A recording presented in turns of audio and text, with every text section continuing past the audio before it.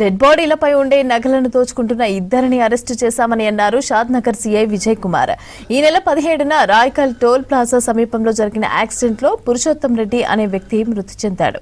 Dead బాడీపై బంగారు నగలు కనిపించకపోవడంతో పోలీసులకు ఫిర్యాదు చేశాడు మృతుడి తమ్ముడు.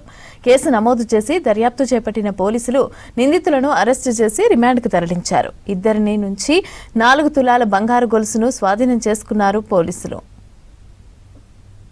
ఫిర్యాదుదారుడైనటువంటి విజయానంద్ రెడ్డి నివాసం దుర్గయంగా రంగారెడ్డి జిల్లా తేదీ 17/18 ఫిబ్రవరి 26 నాటి అర్ధరాత్రి 12:30 గంటల సమయంలో తన తమ్ముడు అయినటువంటి పుల్లగుర్రం పురుషోత్తం రెడ్డి, తండ్రి పేరు మోహన్ రెడ్డి, నివాసం దుర్గయంజార్ మరియు మధుసూదన్ రెడ్డి, అంతేకాకుండా తన మిత్రుడైనటువంటి నలుగురితో కలిసి